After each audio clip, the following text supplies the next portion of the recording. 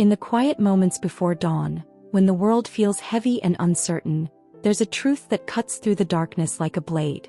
A truth that one of history's greatest minds saw coming decades ago, and we turned away. Have you ever felt like you're drowning in a world that's moving too fast? Where every notification, every screen, every moment demands your attention until you can't even hear your own thoughts anymore. Where human connection feels more distant than ever, even though we're supposedly more connected than any generation before us. You're not alone in this feeling. And you're not the first to see what's happening to us. In 1955, just months before his death, Albert Einstein sat in his study in Princeton, his wild hair now silver with age, his eyes heavy with the weight of what he had witnessed. The man who had unlocked the secrets of the universe was watching humanity unlock something far more dangerous: the ability to disconnect from our own souls.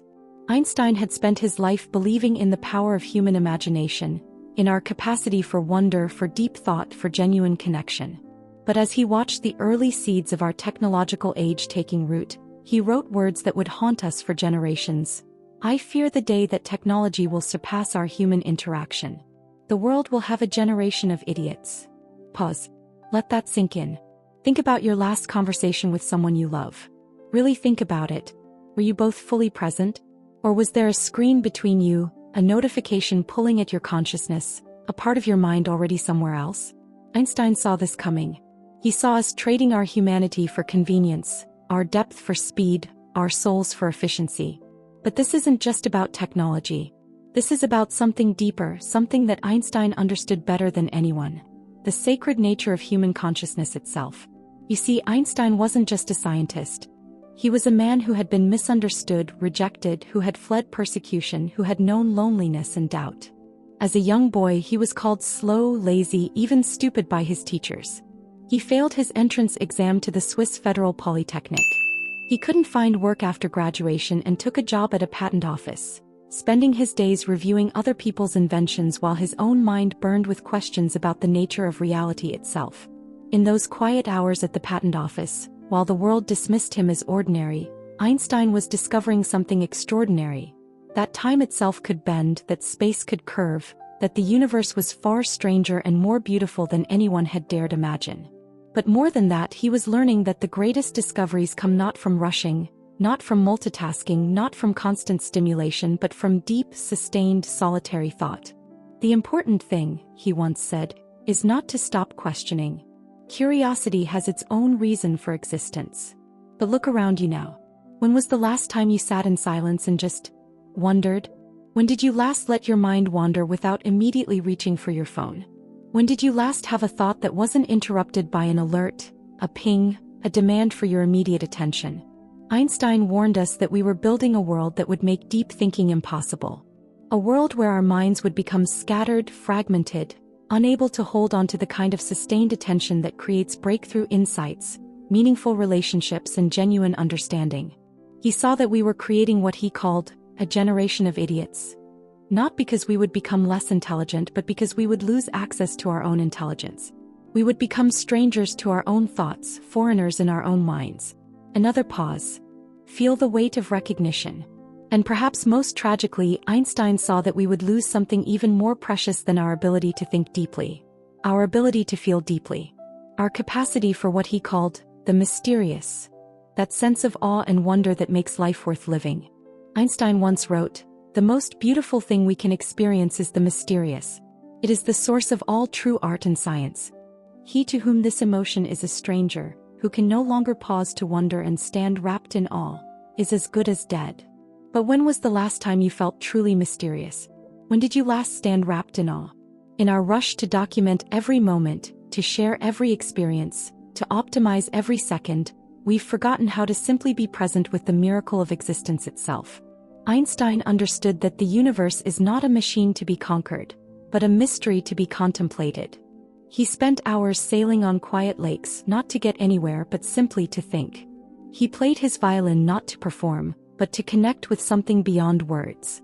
He took long walks not for exercise but to let his mind roam free. These weren't distractions from his work. They were his work. They were how he accessed the deepest parts of his consciousness, the parts that could see beyond the obvious, beyond the immediate, beyond the urgent demands of the moment.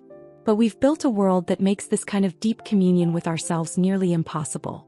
We've created what Einstein feared most: a civilization that mistakes information for wisdom, connection for intimacy, productivity for purpose. The dark future Einstein warned us about isn't some distant dystopia. It's here. It's now. It's the moment when you realize you can't remember the last time you had an original thought that wasn't triggered by something you saw on a screen. It's the hollow feeling when you're surrounded by people but feel completely alone. It's the anxiety that comes from living in a constant state of partial attention, never fully here, never fully anywhere. But here's what Einstein also knew, what he held on to even in his darkest moments of warning: it's not too late. You see, Einstein's greatest discovery wasn't about physics. It was about human potential. He proved that one person thinking deeply, questioning boldly, imagining freely, could literally change how we understand reality itself. He showed us that the most powerful force in the universe isn't technology, it's consciousness. It's the human capacity to step back, to reflect, to wonder, to connect with something larger than ourselves. Final pause. The moment of transformation. Right now, in this very moment, you have a choice. You can continue sleepwalking through a life of constant distraction, or you can wake up. You can reclaim what Einstein knew was your birthright: the ability to think your own thoughts, feel your own feelings, and experience the profound mystery of being alive. Turn off the notifications. Put down the phone. Step outside and look up at the stars that Einstein spent his life trying to understand. Remember that you are not just a consumer of information but a creator of meaning. You are not just a node in a network, but a unique consciousness capable of touching the infinite. Einstein once said, "Try not to become a person of success, but rather try to become a person of value." In a world that measures everything by metrics and algorithms, be unmeasurable. In a world that demands immediate responses, dare to think slowly. In a world that fears silence, embrace the quiet spaces where wisdom lives. The future Einstein warned us about is only dark if we choose to remain unconscious. But if we wake up, if we remember who we really are beneath all the noise and distraction, then we can create the future he dreamed of instead. A world where technology serves consciousness, not the other way around. A world where we use our tools to deepen our humanity, not escape from it. The choice is yours. The moment is now. And somewhere in the eternal mystery of existence, Einstein is still watching, still hoping, still believing in the infinite potential of the human spirit to find its way home to itself. What will you choose? In the end, Einstein's warning wasn't about technology destroying us. It was about us forgetting who we truly are. Every moment you choose presence over distraction, depth over speed, wonder over certainty, you honor not just his legacy, but the magnificent mystery of your own existence. You are more powerful than any algorithm, more valuable than any metric, more infinite than any screen could ever contain. Remember that. Live that. Be that. What resonated most with you in Einstein's warning? I'd love to hear your thoughts in the comments below. Share how this message spoke to your heart. And if this video reminded you of something you needed to remember, please subscribe and hit that notification bell. Together we can choose consciousness over chaos, one awakened soul at a time. Thank you for taking this journey with me today. Your presence here matters more than you know.